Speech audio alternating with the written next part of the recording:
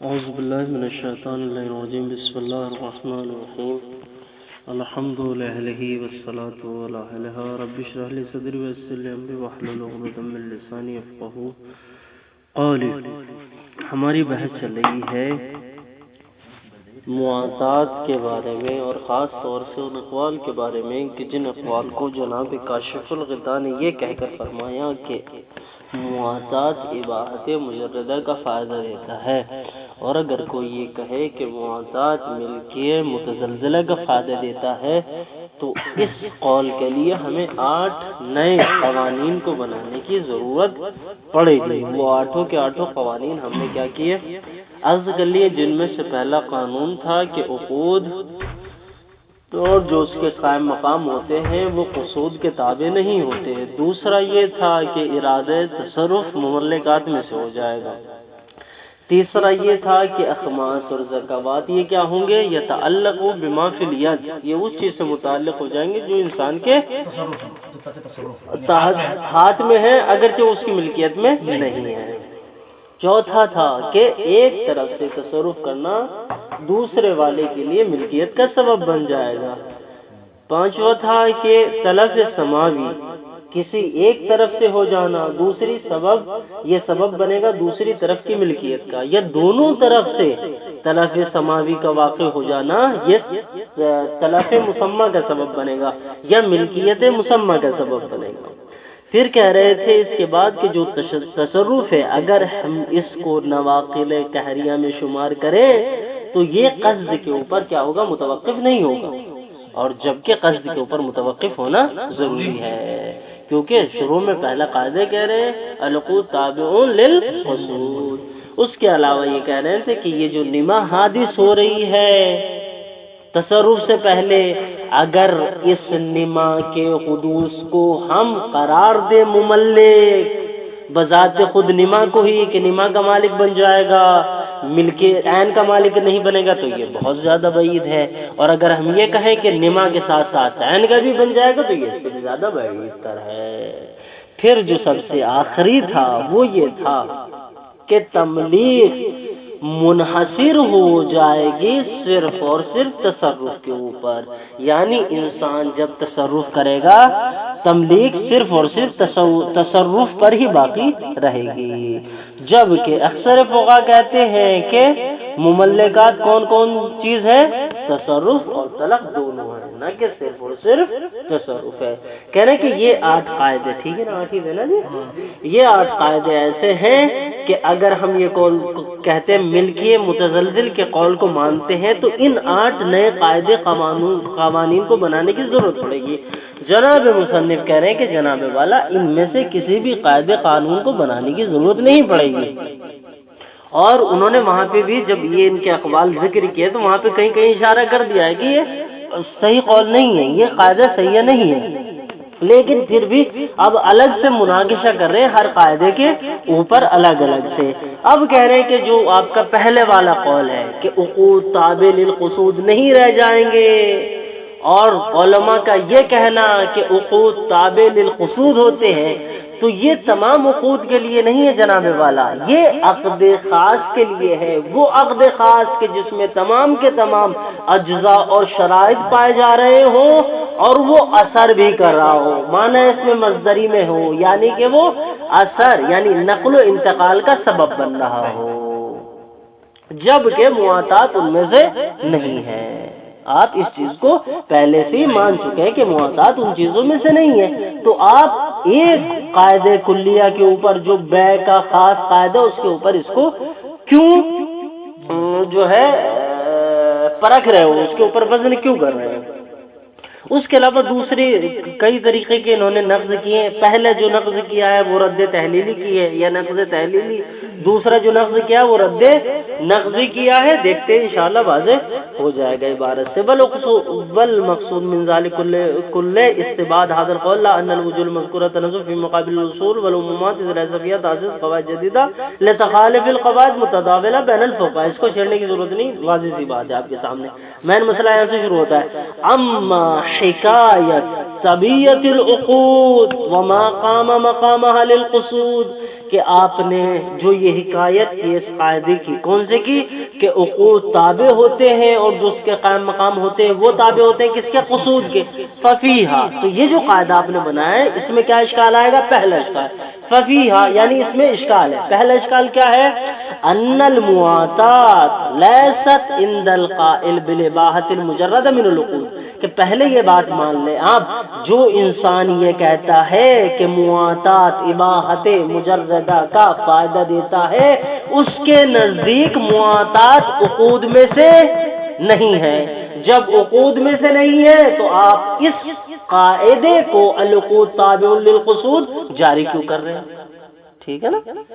جو یہ کہہ رہا ہے کہ مواتات اباحت تصرف کا فائدہ دیتا ہے، ٹھیک، تو یہ عقود میں سے نہیں ہوگا۔ جب عقود میں سے نہیں ہوگا اس کے نزدیک، تو آپ عقد والا قاعدہ اس کے اوپر جاری کیوں کر رہے ہیں؟ ان المواتات لیست عند القائل، کے مواتات نہیں ہے اس قول کے قائل کے نزدیک جو یہ کہہ رہا ہے بالاباحۃ المجردہ، کہ مواتات اباحت مجردہ کا فائدہ دیتا ہے، من العقود، اس کے نزدیک عقود میں سے نہیں ہے، ٹھیک، ولا من القائم مقامها شرعا، اور شرعی اعتبار سے نہ عقود کے قائم مقام میں سے مواتات اس کے نزدیک، ٹھیک ہے نا؟ فإن طبیعت العقد للقصد، کہ جو عقد کی طبیعت ہوتی ہے قصد کے ساتھ، یعنی ان العقود تابع للقصود، وعدم انفکاکہ عنہ، وعدم انفکاکہ یعنی انفکاکل عقد عنہ یعنی عن القصد، ٹھیک ہے نا؟ وعدم انفکاکل عقد عن القصد، کہ عقد جو ہے منفک نہیں ہوتا قصد سے، کب؟ انما ہوا، یہ صرف اور صرف اس جگہ کی بات ہے، کس جگہ کی؟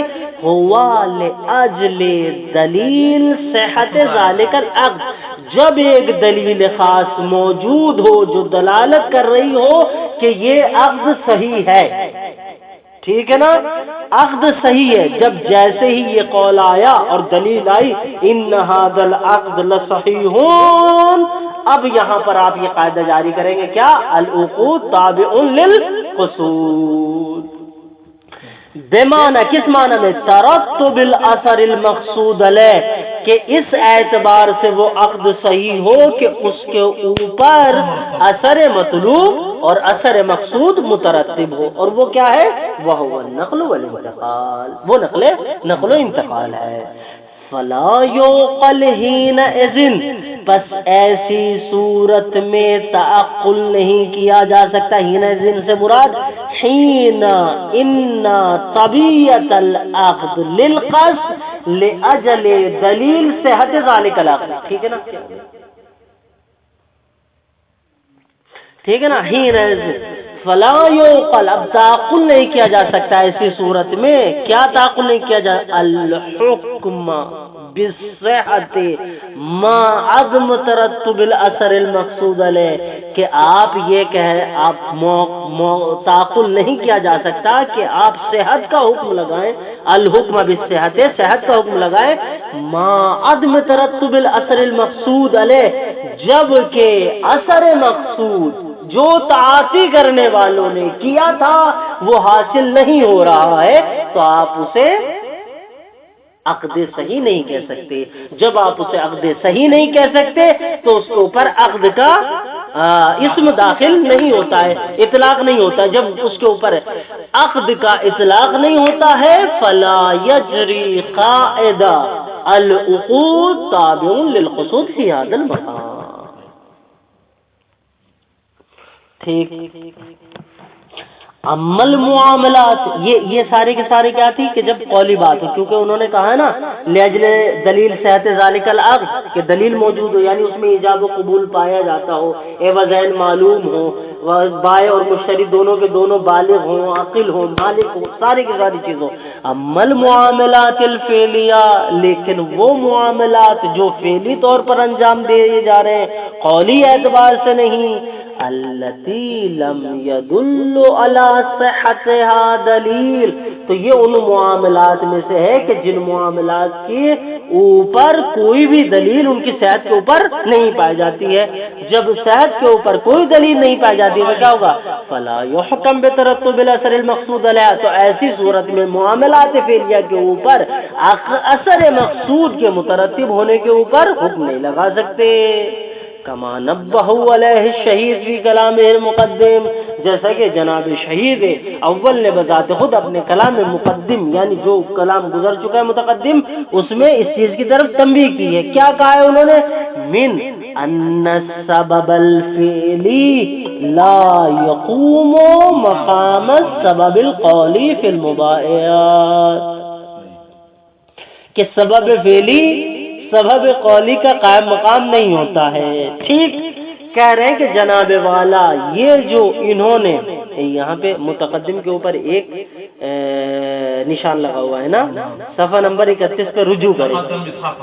ہاں 31 پہ رجوع کریں. یہ ہے جی پڑھیں وہاں کیا کہا ہے. قد یقوم السبب الفعلی مقام السبب القولی. ہاں اور یہاں کیا کہہ رہے ہیں؟ من ان السبب الفعلی لا یقوم مقام السبب القولی. وہاں پہ کہا تھا کہ سبب فعلی قائم مقام ہوتا ہے سبب قولی کے. یہاں کہہ رہے ہیں کہ سبب فعلی قائم مقام نہیں ہوتا سبب قولی کے. یعنی جناب مصنف نے دونوں نقل میں کیا کیا ہے؟ تعارض کیا ہے. وہاں پہ کہہ دیا کہ وہ یہ کہہ رہے ہیں قائم مقام ہوتا ہے اور یہاں کہہ رہے ہیں کہ قائم مقام نہیں ہوتا، جبکہ وہی کلام وہاں بھی ذکر کیا اور یہاں پہ لام ہے وہاں پہ لام نہیں ہے فی المباحات میں. تو کہہ رہے ہیں کہ جناب والا میں نے یہ جملہ، جناب مصنف کہہ رہے ہیں میں نے جملہ ایسے ہی نہیں کہہ دیا، اتنا میں بھی جانتا ہوں کیونکہ میں خود جو ہے قول کا ناقل ہوں. تو جب میں قول کو نقل کر رہا تھا مجھے پتا ہے کہ میں نے وہاں پہ یہ کہا ہے کہ ان السبب الفعلی یقوم مقام السبب القولی، میں نے یہ کہا ہے. یہاں پہ جو لام میں نے لگایا ہے اس کی وجہ کیا ہے وہ آپ کو صفحہ نمبر 31 سے ملے گی. یہ وجہ کہنے کی نکالتے ہیں کیا وجہ ہے؟ کہہ رہے ہیں قد یقوم السبب الفعلی مقام السبب القولی وذکر امثال لذالک ما لفظ. ٹھیک ہے نا؟ کیسے؟ وَأَمَّا الْمُعَاتَاتُ فِي الْمُبَايَعَاتِ فَهِيَ تُفِيدُ الْإِبَاحَةَ لَا الْمِلْكَ. یہ اباحت کا فائدہ دیتے ہیں، ملک کا فائدہ نہیں دیتے. تو کہنے کا مطلب کیا ہے؟ پہلے انہوں نے یہ قول کہہ دیا کہ سبب فعلی قائم مقام سبب قولی ہوتا ہے لیکن معاطات اباحت کا فائدہ دے گا، ملکیت کا فائدہ نہیں دے گا. تو لازم قول ان کا کیا نکلتا ہے اس سے؟ ان المعاطات لا تقوم مقام السبب القولی. یہ لازم معنی جناب مصنف نے یہاں پہ ذکر کیے. وہاں پہ کیا تھا؟ ان سبب الفعلی یقوم، وہاں پہ یقوم مقام القولی. پھر کیا کہا؟ ان المعاطات تفید الاباحۃ التصرف ولا تفید الملکیہ. اس کا لازمہ کیا نکلے گا؟ ان سبب الفعلی لا یقوم سبب القولی. تو یہاں پہ جناب مصنف نے جناب شہید اول کا جو لازم عبارت نکلتا ہے وہ لکھا ہے. تو اس میں اشتباہ نہ کیجیے گا. من ان السبب الفعلی لا یقوم مقام السبب القولی فی المباحات. نام اذا دل الدلیل علی صحت ترتب اثر علیہ حکم بہ. ہاں اب یہاں سے استدراک کر رہے ہیں کیا کہ بھائی ہم نے یہ کہہ دیا کہ سبب فعلی قائم مقام سبب قولی نہیں ہو سکتا، لیکن نام استدراک کرے اذا دل الدلیل، جب کوئی دلیل آئے اور دلالت کرے علی صحت ترتب اثر علیہ کہ اس معاملے فعلیہ کے اوپر اثر صحت مترتب ہوگا حکم بھی، تو اس پہ وہی حکم لگا دیا جائے گا. یعنی اگر کوئی دلیل آ کے کہنے لگے کہ سبب فعلی بالکل ویسا ہی ہوتا ہے جیسے سبب قولی ہوتا ہے تو ہم اس پر حکم لگا دیں گے اثر کے مترتب ہونے کے، یعنی نقل و انتقال کا حکم لگا دیں گے. ہاں وَإِن لَّمْ يَكُن مَّقْصُودًا لِّلْمُتَعَاطِينَ، اگرچہ تعاطی کرنے والوں کا وہ قصد نہ بھی ہو پھر بھی ہم اسی کا حکم لگائیں گے جو دلیل دلالت کر رہی ہے. ٹھیک، یہ اما اولاً پہلے والے میں. دوسرا، اب یہاں یہ جو جواب تھا یہ جواب حلی تھا جناب مصنف کی طرف سے جناب کاشف الغطاء کی طرف. اب یہاں سے ثانیاً سے یہ نقضی جواب دے رہے ہیں جناب کاشف الغطاء کو. کیا کہہ رہے ہیں کہ آپ جو یہ کہہ رہے ہیں کہ ان العقود تابع للقصود، اگر ہم اس مرحلے کو مانیں کہ معاطات ملکیہ متزلزلہ کا فائدہ دیتا ہے تو قاعدہ بنانا پڑے گا ان العقود لا تتبع القصود کا. ہم آپ کو یہ جواب دیں گے کیا، ان تخلف العقد عن المقصود المتباین کثیر، کہ بہت سے موارد ایسے ہیں کہ جہاں پر متباین کے قصود سے عقد تخلف کرتا ہے.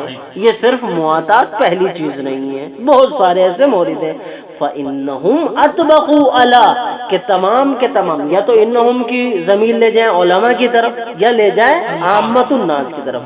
فَإِنَّهُمْ أَطْبَقُوا عَلَىٰ، کہ تمام کے تمام افراد اس چیز کے اوپر مطابقت رکھتے ہیں ان عقد المعاوضہ اذا كان فاسدا، کہ جو عقد معاوضہ ہوا ہے میرے درمیان اور آپ کے درمیان، اذا كان فاسدا، جو وہ عقد معاوضہ کیا ہو، فاسد ہو، یؤثر فی زمان، تو وہ تاثیر رکھے گا ضمانت میں. کس اعتبار سے، کل من العوضین القیمہ، کہ عوضین میں سے ہر ایک کی قیمت نکالی جائے گی. سید، اب جو مال انہوں نے مجھ سے لیا تھا اس کی قیمت دیں گے اور جو میں نے مال ان سے لیا تھا میں اس کی قیمت دوں گا. کیوں، لِإِفَادَةِ الْعَقْدِ الْفَاسِدِ الزَّمَانِ عِندَهُمْ، اس لیے کہ عقد فاسد فائدہ دیتا ہے زمان کا عند الفقہاء یا عند عامت الناس. جو بھی آپ نے انہم میں جو ضمیر پلٹائی تھی انہم کی ضمیر وہی جائے گی. لِإِفَادَةِ الْعَقْدِ الْفَاسِدِ الزَّمَانِ عِندَهُمْ فِيمَا يَقْتَضِي صحیح، صحیح ہے ہی کہ جس کا تقاضا صحت کرتی ہے. کہنے کا مطلب کیا ہے، کہنے کا مطلب یہاں پہ یہ یقتضی صحیح سے مراد اشارہ کریں قاعدہ کلیہ کی طرف جو فقہ میں پایا جاتا ہے. وہ قاعدہ کلیہ یہ ہے ما یضمن بصحیح ہی یضمن بفاسد. ٹھیک ہے نا، یہ علماء فقہا ہمارے علماء کے نزدیک قاعدہ کلیہ ہے ما یضمن بصحیح ہی، کہ جب عقد صحیح وارد ہو تو اس میں ضمانت پائی جاتی ہے مثلا. ٹھیک ہے نا، تو اگر یہی عقد فاسد قرار پائے تو اس میں بھی ضمانت پائی جائے گی. تو یہی کہہ رہے ہیں لِإِفَادَةِ الْعَقْدِ الْفَاسِدِ، اس لیے کہ عقد فاسد فائدہ دیتا ہے کس چیز کا، الزمان، زمان کا فائدہ دیتا ہے عند الفقہاء فیما یقتضی ہے صحیح ہے، یعنی ایزا کیا قاعدہ بتایا تھا ما یضمنو، ہاں ما یضمنو بصحیح ہی یضمنو بفاسد، کہ جب انسان عقد صحیح میں ضامن ہوگا تو عقد فاسد میں بھی ضامن ہوگا. ٹھیک ہے نا، وصلت. ما انہما لم یقصدا، جبکہ دونوں متباعین، دونوں نے کیا ہے، لم یقصدا، قصد نہیں کیا ہے، مگر کس چیز کا، الا زمان کل منہما بالآخر، لیکن انہوں نے جو عقد کرتے ہوئے جس ضمانت کا قصد کیا تھا وہ یہ تھا کہ میں نے آپ سے قلم لی تھی، میں نے قلم کی ضمانت کا قصد لیا تھا. میں اگر کوئی آپ رجوع کرنے لگے کسی وجہ سے تو میں آپ کو قلم دے دوں گا. آپ نے جو مجھ سے موبائل لیا تھا آپ نے قصد یہ کیا تھا کہ اگر میں رجوع کروں گا تو آپ مجھے میرا موبائل دے دیں گے. تو ہم دونوں نے جو قصد کیا تھا وہ قصد کیا تھا زمان کا، لیکن زمان قیمی کا نہیں، زمان عینی کا قصد کیا تھا کہ زمان عینی ہے ہمارے پاس. مثلا آپ نے موبائل لیا، موبائل میں کوئی چیز خراب نکل گئی تو آپ کے پاس خیار عیب ہے. جب آپ کے پاس خیار عیب تھا، پلٹے کا میرے پاس خیار عیب ہے، مجھے نہیں چاہیے، اس میں تو عیب ہے بھائی، میرا قلم مجھے دے دے، تو میں ضامن ہوں اس قلم کا آپ کے لیے. ٹھیک ہے نا، تو جو ہم بیع کرتے ہوئے ضمانت تصور کر رہے ہیں آپ اور میں، وہ اس عین کی ضمانت تصور کر رہے ہیں، نہ کہ قیمت کی. جبکہ یہاں پر یہ فقہا کہہ رہے ہیں کہ کیا ان عقد المعاوضہ اذا كان فاسدا يؤثر في زمان كل من العوضين القیمہ، کہ قیمت کی ضمانت ہوگی. ٹھیک ہے نا، یہ ہو گیا. وتباہم، اور ایک تباہم کو بھی یہاں پر رفع کرنا چاہ رہے ہیں جناب مصنف. کیا کہہ رہے ہیں؟ ان دلیلہم علی ذالک، کہ یہ جو علماء کہہ رہے ہیں کہ وہ ضامن ہوگا جو لیا ہے اس نے. ان دلیلہم علی زمان کل منہما بالآخر، اس کے اوپر دلالت کیا ہے ضمانت کے اوپر؟ قاعدۃ الیاد، کہا یہ ضمانت ہے. کہہ رہے والتواہم مدفوع، یہ تواہم ان کا مدفوع ہے. کیوں؟ بِأَنَّهُ لَمْ يَذْكُرْ هَذَا الْوَجْهَ، کہ اس وجہ کو ذکر نہیں کیا ہے.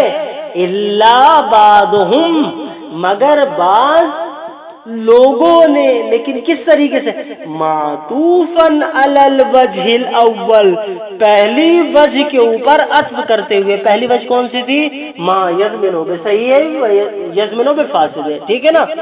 وہوا اقدامها علی الزمان، یا جو ہے آپ بلکہ اس قاعدے کی طرف نہ لے جائیں. الا بعضهم معطوفا علی الوجہ الاول، مگر یہ کہ انہوں نے ارادہ کیا اس کا عطف کرتے ہوئے وجہ اول پر عطف کرتے ہوئے. وجہ اول کیا ہے؟ زمان کل منہما بالآخر، کہ جو لے رہے ہیں ایک دوسرے سے اس کے وہ ضامن ہیں. وہوا اقدامہما، وہ دونوں بائعین کا اقدام کرنا علی الزمان، زمان کے اوپر. زمان کے اوپر اقدام کرنے کا کیا مطلب ہے؟ عجیب سی عبارت نہیں کہ زمان کے اوپر اقدام کرنے کا مطلب یہ ہے کہ جب ہم ایک دوسرے سے کوئی چیز خرید و فروخت کرتے ہیں، گویا ہم قدم بڑھاتے ہیں. جو چیز ہم نے سامنے والے کو دی ہے اس کی ضمانت کی، اور سامنے والے نے جو ہمیں دیا ہے وہ قدم بڑھاتے ہیں اس کی ضمانت کے اوپر. کہ اگر اس میں عیب نکل جائے تو خیار عیب اس کے پاس ہوگا. ٹھیک ہے. اگر مجلس میں بیٹھے بیٹھے کوئی اسے اور بات سوچنے لگے تو خیار مجلس باقی رہے گا. اگر ہم نے غش کی ہے اس میں تو خیار غش ثابت ہے، خیار غبن ثابت ہے. وہ کہ یہ بذات خود وہوا اقدامہما، بائع اور مشتری کی طرف سے دونوں کا اقدام کرنا علی الزمان، زمان کے اوپر. فلاح دل مسالک، آپ کو چاہیے کہ مفصل بحث کے لیے مسالک کی طرف رجوع کریں. ایک یہ کیا تھا؟ یہ جواب نقضی تھا. جواب نقضی کیسے تھا؟ جواب نقضی ایسے تھا کہ دونوں کے دونوں نے زمان عین کا تصور کیا تھا، جبکہ واقع جو ہو رہا ہے وہ کیا ہو رہا ہے؟ زمان قیمی واقع کر رہے ہیں آپ. یعنی ما قصد لم یقع وما بقا لم یقصد. وضاحت آ جائیں. وقضا شرط الفاسد، اسی طریقے سے شرط فاسد کا بھی مسئلہ ہے. یہ دوسرا مورد ہے کہ جہاں پر جناب مصنف دلیل نقضی کے طریقے سے جواب دے رہے ہیں. دوسرا مورد کیا ہے؟ وقضا شرط الفاسد، اسی طریقے سے شرط فاسد. لم یقصد المعاملہ الا مقرونۃ به غیر مفسد عند اکثر القدماء. اب کہہ رہے ہیں کہ شرط فاسد کا مسئلہ یہ ہے کہ ایک بائع ہے، ایک مشتری ہے. بائع آیا اور بائع نے آ کر کہا کہ میں یہ فلاں چیز آپ کو دوں گا، لیکن اس شرط کے ساتھ دوں گا کہ آپ اس میں میری طرف سے ایک شرط فاسد رکھے. مثال کے طور پر میں گیا آپ کے پاس، جانے کے بعد میں کہنے لگا جناب علم آپ کے پاس گھر ہے، مجھے گھر اجارے پہ چاہیے. تو آپ کا اجرتو کا داری بألف دینار بشرط اللہ تستفاد منہ. ٹھیک ہے نا. میں اپنا گھر آپ کو اجار پہ دیتا ہوں 1,000 دینار میں، اس شرط کے ساتھ کہ آپ اس سے فائدہ نہ اٹھاؤ، آپ اس میں رہو نا، آپ اس میں داخل بھی نہ ہو. ٹھیک ہے نا. تو اجارہ آدمی کیوں لیتا ہے؟ اس لیے تاکہ اس میں رہے، استفادہ نہ اٹھانا. یہ کیا؟ یہ شرط فاسد ہے. کہہ رہے کہ آیا یہ شرط فاسد عقد کو فاسد کرے گی کہ نہیں؟ اسی طریقے سے مثلا میں گیا اور جا کر میں نے کسی سے اس کی بیٹی کا ہاتھ مانگا اور میں نے کہا کہ میں فلاں فلاں آدمی ہوں، فلاں فلاں ناحیت سے میرے اندر یہ چیزیں پائی جاتی ہیں، فلاں فلاں کام میں کرتا ہوں، مجھے آپ کی بیٹی کا ہاتھ چاہیے. وہ کہ زوجتک ابنتی بمہر کذا بشرط ان لا تقاربها. کہ تو اس سے مقاربت نہیں کرے گا، میں تجھے زواج میں دیتا ہوں۔ اب کہہ رہے کہ آیا یہ شرط فاسد قربت نہ کرنے والی عقد نکاح کو باطل کرے گی، فاسد کرے گی کہ نہیں کرے گی؟ ٹھیک ہے نا، دیکھ لیتے ہیں۔ وَكَذَا الشَّرْطُ الْفَاسِدُ، اور اسی طریقے سے شرط فاسد لم یقصد المعاملہ، کہ جب بائع یا مشتری یا عاقد یا منعقود لم یقصد المعاملہ، وہ معاملے کا قصد نہ کرے، الا مقرونۃ بشرط بہی، یعنی بشرط فاسد، مگر اس شرط کے ساتھ کہ وہ معاملہ مقرون ہوگا شرط فاسد کے ساتھ، یعنی وہ معاملہ نہیں کرے گا مگر اس شرط کے ساتھ کہ شرط فاسد اس سے مقرون ہو، یعنی زوجتک ابنی بشرط اللہ تقاربا، او جاجر تو قداری بألف دینار بشرط اللہ تستفاد منہ۔ ٹھیک ہے نا، کیا کہہ رہے ہیں، نتیجہ کیا ہے؟ غیر مفسد عند اکثر القدماء، کہ یہ معاملہ مفسد نہیں ہوگا، فاسد نہیں ہوگا اکثر قدماء کے نزدیک، یعنی معاملہ کیا ہوگا؟ صحیح ہوگا، یعنی شرط فاسد اثر انداز نہیں ہوگی عقد کے اوپر۔ تو کیا مطلب ہوا؟ کہ میں نے جو ایجار لے لیا، ایجار لینے کے بعد اب میں اس میں رہ سکتا ہوں، میں نے جو شادی کر لی اس شرط کے ساتھ کہ میں اس سے مقاربت نہیں کروں گا، میں اس سے مقاربت کر سکتا ہوں۔ کیوں؟ اس لیے کہ شرط فاسد تھی، شریعت میں اس کا کوئی اعتبار نہیں ہے۔ تو کہہ کیا رہے ہیں یہاں بھی وہی مسئلہ ہے، ما قصد لم یقع وما وقع لم یقصد، کا یہاں بھی تخلف عن العقود ہے۔ کہاں بچو گے جناب والا، کا صرف معتاد کا ہی مسئلہ نہیں ہے۔ اب آگے اور آ جائے، وَبَيْعُ مَا يَمْلُكُ وَمَا لَا يَمْلُكُ صَحِيحٌ عِندَ الْكُلِّ۔ اب مسئلہ یہ تیسرا مورد اس بارے میں بیان کر رہے ہیں کہ انسان کا اس ٹیبل کو بیچنا جائز ہے، اس قلم کو بیچنا جائز ہے، اس کتاب کو بیچنا جائز ہے، موبائل کو بیچنا جائز ہے، لیکن کتے کو بیچنا جائز نہیں ہے، خنزیر کو بیچنا جائز نہیں ہے، شراب کو بیچنا جائز نہیں ہے۔ کہ آیا انسان کتے سور کو بیچ سکتا ہے؟ کہا نہیں بیچ سکتا۔ کہ اگر کوئی عقد کرنا چاہے کیا وہ عقد صحیح ہوگا؟ کہا صحیح نہیں ہوگا، لا یملک، ملکیت ثابت نہیں ہوتی ان چیزوں کے اوپر۔ کا اچھا اب مورد لے کے آتے ہیں، وَبَيْعُ مَا يَمْلِكُ، او یملک زیادہ بہتر ہے، وَبَيْعُ مَا يَمْلِكُ وَمَا لَا يَمْلِكُ، اور بیچنا اس شے کا کہ جس کا انسان مالک بن سکتا ہے، وَمَا لَا يَمْلِكُ، اور جس کا مالک نہیں بن سکتا۔ ٹھیک ہے نا، یہاں پہ ایک جملے کا اضافہ کر لیں، وَبَيْعُ مَا يَمْلِكُ وَمَا لَا يَمْلِكُ منضمن، ما لا يملك کے بعد منضمن لکھ لیں، ہاں، صحیح عند الکل، تمام کے تمام علماء فقہا روسا کے درمیان کیا ہے کہ یہ بحث صحیح ہوگی۔ کس اعتبار سے؟ کہ اس نے 3 بکری لی، 3 ٹیبل لی، 3 کتابیں لی اور 3 موبائل لیے اور ان کے ساتھ 3 کتے لگا دیے۔ ٹھیک ہے، کہ یہ مجموع مرکب میں آپ کو 1 الف دینار میں دیتا ہوں۔ اب سامنے والے نے خرید بھی لیا تو آیا بیع صحیح ہوگی کہ نہیں؟ کہاں بیع صحیح ہوگی؟ کیوں؟ اس لیے کہ مجموعہ مرکب اس نے خریدا ہے، اگر اس میں سے ایک جز فاسد ہے کہ جس کی ملکیت نہیں ہو سکتی اسے چھوڑ دیں گے، باقی میں ابقاء ما کان ہوگا۔ لیکن اگر اسی کے برعکس منظم کا آپ اضافہ نہ کریں، آپ کہیں وَبَيْعُ مَا يُمْلِكُ صحیح وَمَا لَا يُمْلِكُ صحیح، یہ صحیح نہیں ہو سکتا، ضرور وَمَا لَا يُمْلِكُ لیس صحیح ایسا لکھنا پڑے گا، اس لیے منظم کا اضافہ ضروری ہے۔ اچھا جی، یہ مسئلہ واضح ہو گیا۔ وَبَيْعُ الْغَاصِبِ لِنَفْسِهِ، اور یہ چوتھا مورد ہے نا، یہ چوتھا مورد ہے دلیل نفسی کے اعتبار سے، وَبَيْعُ الْغَاصِبِ لِنَفْسِهِ يَقُولُ لِلْمَالِكِ مَا إِجَازَتِهِ۔ اب ایک انسان تھا، غاصب تھا یا چور تھا، اس نے کیا ہے مجھے تھپڑ مارا اور میرا موبائل لے کے چلا گیا۔ اب جب موبائل لے کے چلا گیا کیا ہوا؟ وَبَيْعُ الْغَاصِبِ لِنَفْسِهِ، اب غاصب ہو گیا، چور بازار میں گیا، جہاں بھی گیا اس نے جا کے وہ موبائل بیچنا چاہا، بیچ دیا، لِنَفْسِهِ اپنے لیے، ٹھیک ہے، اس نے اپنے لیے بیچا۔ یعنی یقع البیع للمالک، مالک کے لیے بیع واقع ہوگی۔ کب؟ ما اجازت ہی، یعنی ما اجازت المالک، اگر مالک اجازت دے دے گا تو بے واقع ہو جائے گی، اگر مالک اجازت نہیں دے گا تو بے واقع نہیں ہوگی کسی کے بھی لیے۔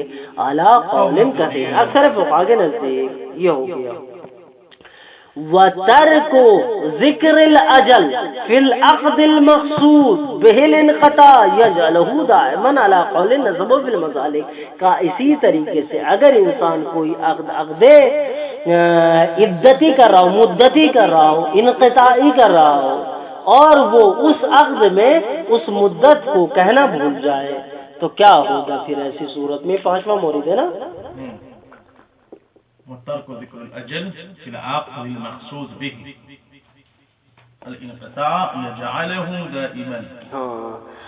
وترک ذکر الاجل، اور انسان جب عقد میں مدت کا ذکر ترک کر دے، فی العقد میں، المقصود به الانقطاع، کہ جس اجل سے مقصود عقد انقطاعی تھا، عقد متا تھا مثلا، یجعلہ دائما، تو جیسے آپ نے جب اسے ذکر نہیں کیا تو یہ کیا ہو جائے گا؟ عقد دائمی ہو جائے گا۔ یہ کہا جب عقد دائمی ہو جائے گا، قصد کیا کیا تھا ان دونوں نے؟ قصد کیا کیا تھا؟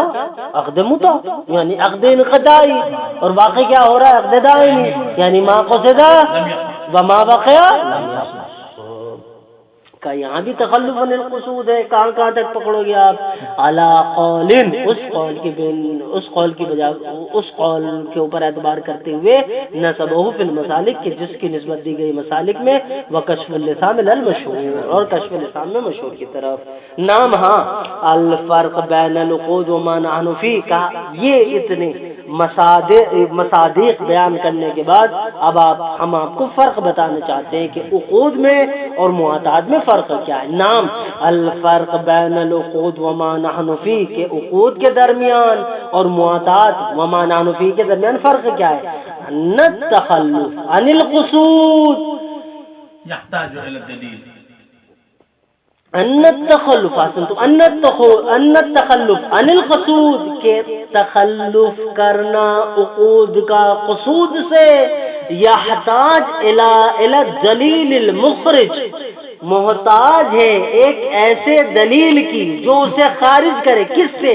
عن ادلۃ صحت العقود، ان ادلہ سے خارج کرے کہ جو یہ کہتی ہے کہ یہ عقد صحیح ہے، یعنی کوئی ایسی دلیل آئے جو آ کے کہے کہ یہ عقد صحیح نہیں ہے، ٹھیک ہے نا۔ مثلا یہ جو عقد ہوا ہے جس کو انقطاع مراد تھا لیکن واقع ہو گیا دائمی، کہا یہ عقد باطل ہونا چاہیے، کیونکہ ارادہ کیا کیا تھا؟ انقطاع کا، واقع ہو رہا ہے دائمی، یعنی جو قصد کیا تھا وہ نہیں ہوا، جو نہیں ہوا ہے وہ قصد تھا۔ تو کہنے لگے مطلب یہ ہونا چاہیے کہ یہ عقد جو ہے فاسد ہونا چاہیے اور کوئی بھی اثر مترتب نہیں ہونا چاہیے۔ کا فرق یہاں سے آپ کو پتا چلے گا اس میں کہ عقود میں اور جس مسئلے میں ہم ہیں فرق کیا ہو، کہاں سے نکلے گا؟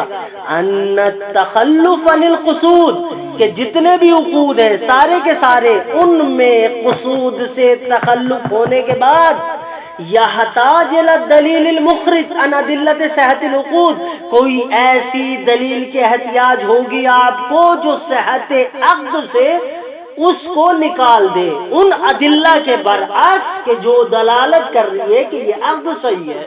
مثلا جب وہ عقد متا ہو رہا تھا تو لفظی اعتبار سے ہو رہا تھا، اس میں عربی پائی جا رہی تھی، دونوں کے دونوں بالغ تھے، راشد تھے، اجازت تھی، مہر تھا، عوضین تھا، جو مدت ساری چیزیں بیان کر دی، بس مدت نہیں تھی۔ اس کا مطلب یہ ہے کہ ساری چیزوں کا وجود دلالت کرتا ہے عقد کی صحت کے اوپر، لیکن فقدان الاجل یہ دلالت کرتی ہے صحت، یہ دلالت کرتی ہے عقد کے فاسد ہونے کے اوپر۔ تو ضروری ہے کہ کوئی دلیل معتبر خارج سے آئے اور آ کر یہ کہے کہ یہ جو عقد دائمی انقطاع کے قصد کے ساتھ واقع ہوا ہے یہ صحیح نہیں ہے، تب جا کر آپ اسے کہیں گے کہ یہ عقد صحیح نہیں ہے۔ نہیں تو بھلے سے آپ قصد کر رہے تھے انقطاع کا لیکن وہ دائمی واقع ہو چکا ہے۔ وفی من عنفی، اور معتاد میں کیا مسئلہ ہے؟ عدم ترتب مطابق للأصل، مطابقا للأصل، کہ ترتب نہیں ہوگا کہ جہاں بھی آپ کو یہ واقع ہو کہ عقد فاسد ہے، ٹھیک ہے نا، آپ کو شک ہوا کہ عقد فاسد ہے، یعنی کوئی بھی شرط نہیں، آپ نے کہا کہ عقد جو ہے اس میں فلاں شرط نہیں ہے، یہ فاسد ہے، تو کیا ہوگا؟ عدم ترتب، یعنی عدم ترتب الاثر مطابقا للاصل، اصل کی مطابقت کرتے ہوئے۔ اصل کیا ہے؟ اصل استصحاب ہے۔ اصل استصحاب کیا ہے؟ کہ دونوں کی ملکیت ماں کام باقی ہے اور نئی ملکیت حادث نہیں ہوئی ہے۔ ایک چیز، دوسرا جو مسئلہ انہوں نے چھیڑا تھا، دوسرا جو قاعدہ انہوں نے بنایا تھا وہ یہ تھا ان یکون ارادۃ التصرف من المملکات، کہ ارادہ تصرف مملکات میں سے ہو۔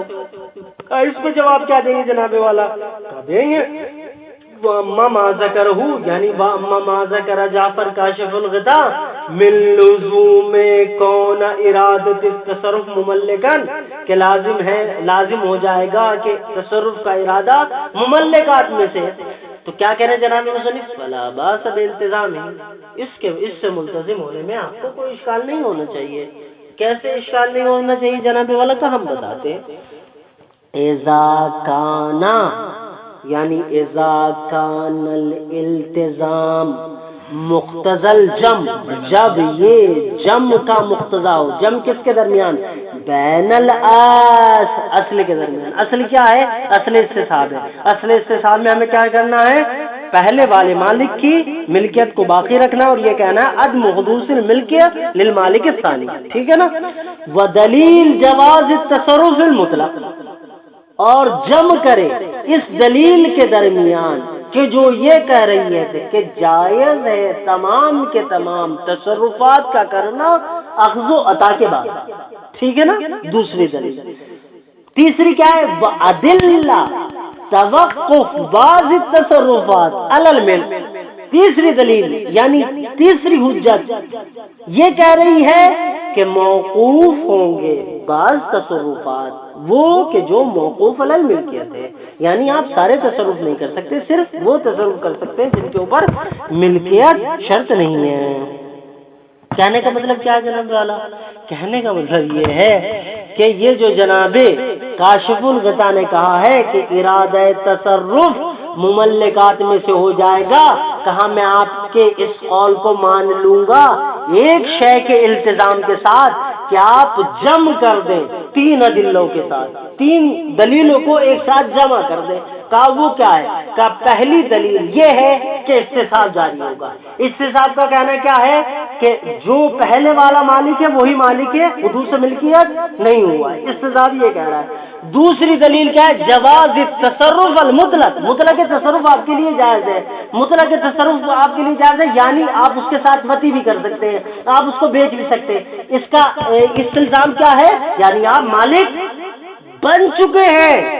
تیسری دلیل کیا ہے کہ بعض تصرف آپ نہیں کر سکتے، کون سے؟ جو متوقف علی الملک ہے، یعنی یہ اباحت محض ہے اس میں۔ کہہ رہے ہیں اگر آپ ان تینوں دلیلوں کے ساتھ جم بندی کر دیں تو میں آپ کے قول کے ساتھ ملتزم ہو جاؤں گا، اگر نہیں کر پاتے ہو تو فلا۔ اچھا، بعض تصرف علی الملک، اچھا جی، فَيَكُونُ كَتَصَرُّفِ ذِي الْخِيَارِ وَالْوَاحِدِ، عبارت پوری کریں۔ فَيَكُونُ إِرَادَةِ التصرف مملکن، جس کی بات جناب جعفر کاشف الغطاء نے کہی تھی، فَيَكُونُ إِرَادَةُ التصرف، کہ ارادہ تصرف ہوگا۔ کیسا تصرف ہوگا؟ كَتَصَرُّفِ ذِي الْخِيَارِ، جیسے کہ ذی الخیار کا تصرف ہے۔ کہنے کا مطلب کیا ہے؟ کہنے کا مطلب یہ ہے کہ جب میں نے اور سید نے بے عشرہ کیا تھا ایک قلم اور ایک موبائل کے بعد، تو کیا تھا ہمارے پاس؟ خیار موجود تھے۔ جب خیار موجود تھے یہ دلالت کر رہے تھے کہ جب میں چاہوں گا رجوع کر لوں گا، لیکن جب یہ خیار موجود تھے ہمارے پاس، میں نے اس خیار کو استعمال نہ کرتے ہوئے جو قلم ان سے لیا تھا فَبِعْتُهُ بِأَلْفِ دِينَارٍ لِلشِّيخِ، میں نے 1000 دینار میں انہیں بیچ دیا، آپ سے لیا 1000 دینار میں انہیں بیچ دیا۔ کہا یہ جو تصرف ہے میرا انہیں بیچنے والا، یہ دلالت کرتا ہے کہ میں کیا ہوں، اس عقد سے کیا ہوں، راضی ہوں، اور جب میں راضی ہوں تو اس کا مطلب جس طریقے سے خیار ثابت ہو گیا تھا، پہلے خیار ثابت تھا بیچنے سے پہلے، جیسے ہی بیچ دیا یعنی میں اپنے خیار کو چھوڑ کر اس چیز کا مالک بن کر انہیں بیچنا چاہ رہا ہوں، ویسے ہی اس معاملے میں بھی ہوگا۔ فَيَكُونُ إِرَادَةُ التَّصَرُّفِ مِنَ الْمُؤْتِ وَالْآخِذِ كَتَصَرُّفِ ذِي الْخِيَارِ، جیسے کہ صاحب خیار کا تصرف ہوتا ہے، والواہب صاحب واہب کا تصرف ہوتا ہے۔ واہب کا تصرف کیا ہے؟ میں نے آپ کو یہ قلم ہبہ کیا تھا، واہبتک ھذا القلم، آپ نے لے لیا، ٹھیک ہے، جیسے آپ نے لے لیا، اب میں اگلے دن آیا آپ کے کمرے میں بیٹھا میں نے دیکھا قلم رکھا ہے، میں نے اٹھا لیا اور اٹھا کے جیب میں لگا لیا، تو یہ تصرف وہاں سے اٹھا کر جیب میں لگانا یہ دلالت کرتا ہے کہ میں اپنے ہبہ سے کیا کر گیا، میں رجوع کر گیا، پلٹ گیا اپنے ہبہ سے پلٹ گیا۔ اگر وہ وہاں چھوڑ دیتا، میں اسے نہ اٹھاتا، جیب میں نہ لگاتا، الگ بات تھی، لیکن میں نے وہاں سے اٹھا کر جیب میں لگا لیا، دلالت کرتا ہے کہ میں اپنے ہبہ سے پلٹ گیا ہوں۔ اور ہبہ چونکہ معوضہ نہیں تھا تو لازمہ نہیں تھا، جب لازمہ نہیں تھا تو فیجوز رجوع بھی ہے۔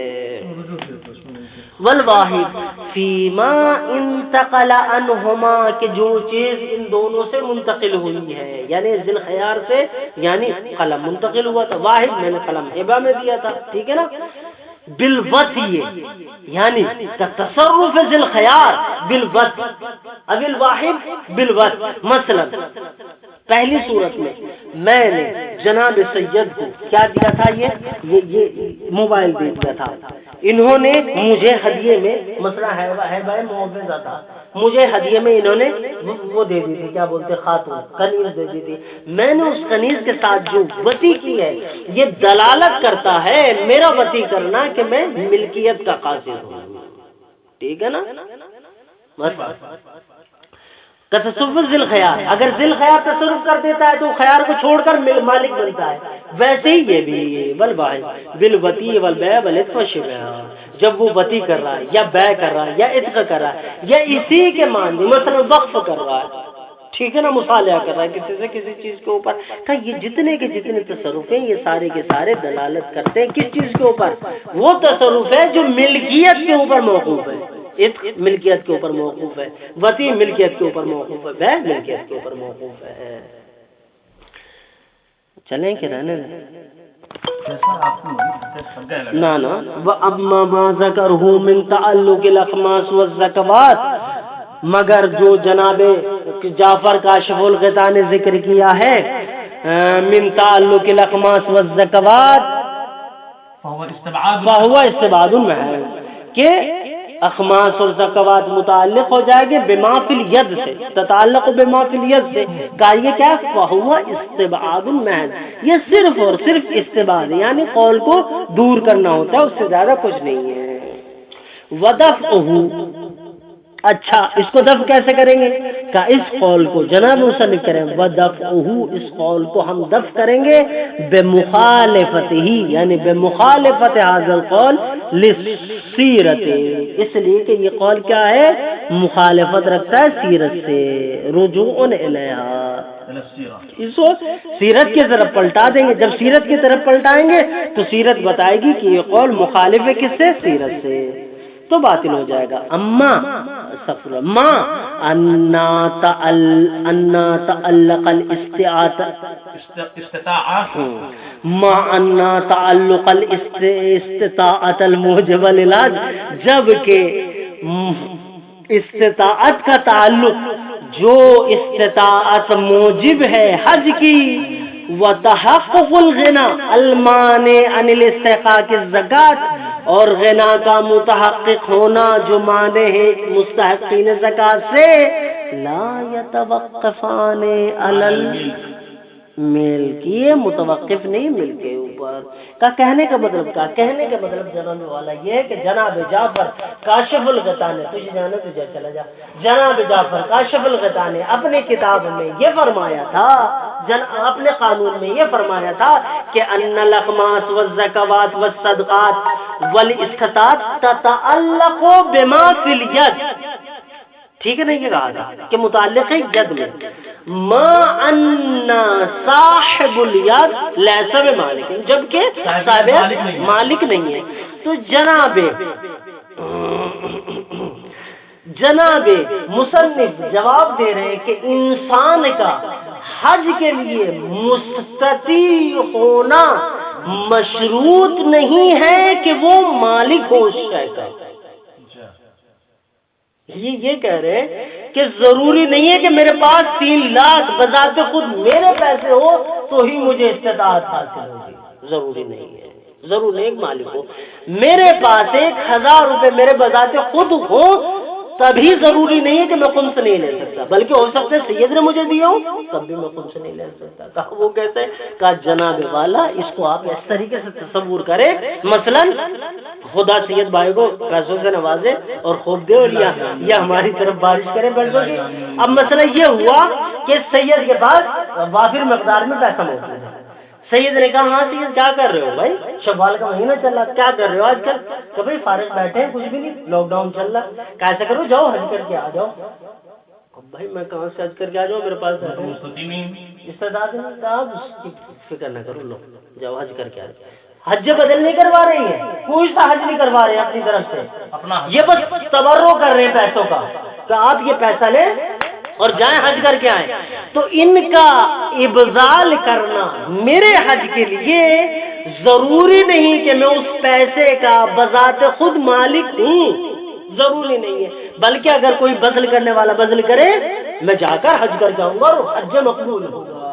شرط نہیں ہے کہ میں اس مال کا مالک ہی ہوں جس کے ذریعے میں حج کر رہا ہوں. جب تک اپنی ملکیت خاص کا ہونا ضروری نہیں. اسی طریقے سے مثلا میں خمس نہیں لے سکتا، اور خمس لینے کے لیے شرط یہ ہے کہ میرے پاس پیسہ نہ ہو. مثلا اب کیا ہے، میرے پاس پیسہ نہیں، بذات خود میری ملکیت کا نہیں، لیکن سید مثلا ہر مہینے مجھے اتنا پیسہ دیتے ہیں جس میں میرا خرچہ اٹھ رہا ہے، میں مزے میں کھا رہا ہوں، پی رہا ہوں، سارے کام چل رہے ہیں.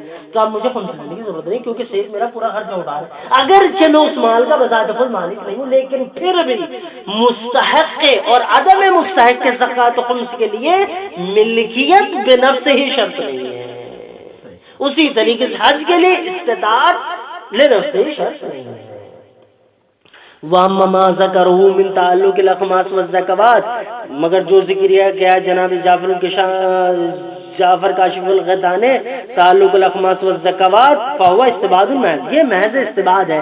ودفعه، اور اس قول کو ہم دفع کریں گے بمخالفت حاضر القول سیرت، رجوع الیہ، جب ہم اس کو سیرت کی طرف پلٹائیں گے. ماں جبکہ انا تعلق الاستطاعت، کہ استطاعت کا متعلق الموجبۃ للحج، جو حج کا موجب بنتی ہے، لا يتوقف علی الملک، ٹھیک ہے نا، یہ متوقف نہیں کس کے اوپر، ملکی کے اوپر.